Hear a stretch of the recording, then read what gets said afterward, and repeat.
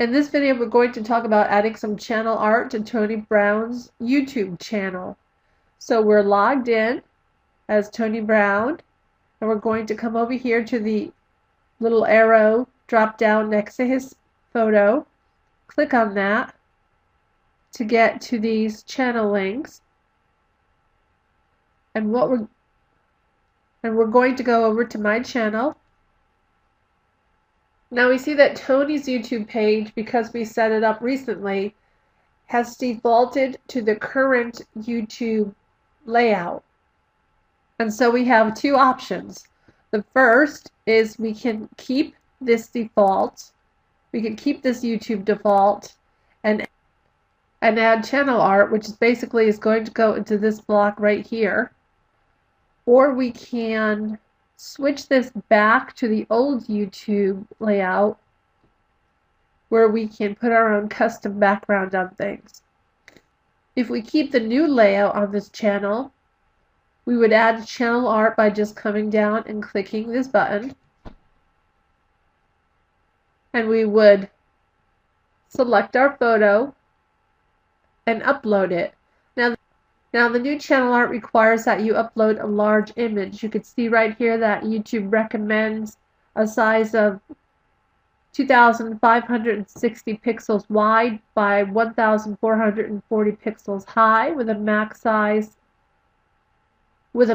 file size of 2 megabytes. And it also offers very specific directions on how to create channel art. And we can get to that information right here.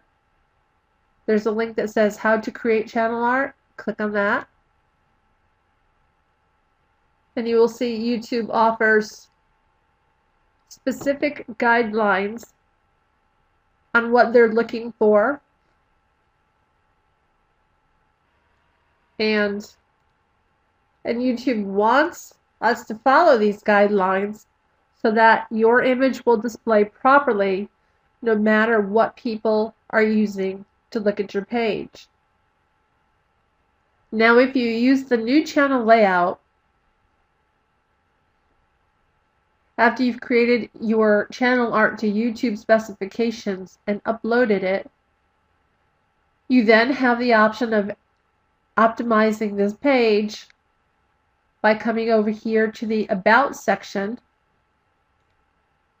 clicking on it, and adding a channel description. You can add links. You see it's already filled out a Google Plus link for Tony. And when you add links to your About section, as our Google Plus link is already appearing here, those links appear right up in the lower right-hand corner of your channel art. So you can have your G Plus link, your Facebook link, your Twitter link, your website link, all easily accessible right down in here. But there's not a lot of visual customization you can do beyond this block up here. Now, if you don't like the new YouTube layout, all you have to do is go to any page that is using the new YouTube layout. So on Tony's page, we have the new YouTube layout activated.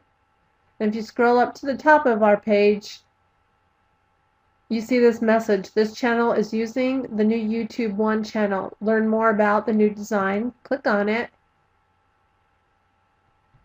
And then scroll down to the bottom of this page.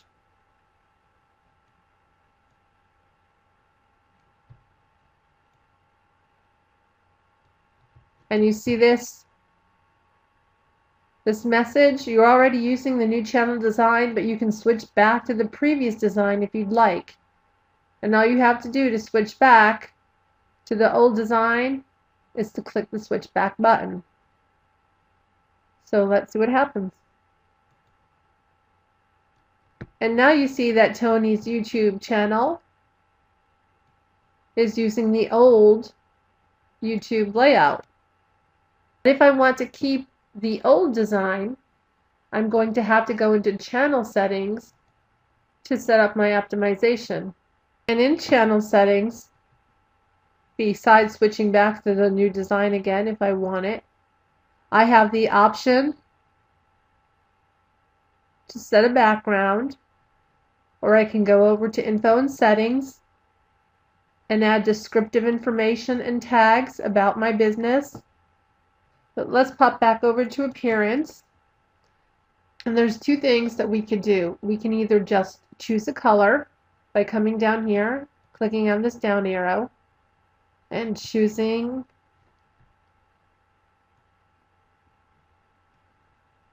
a color. Let's try this one. Hit Accept.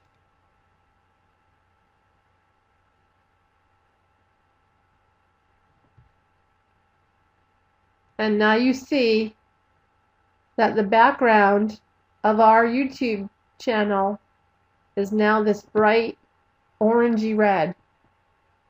To change it, I would just go back up in my channel settings area to background, choose a color, and I can choose something else. Let's try purple.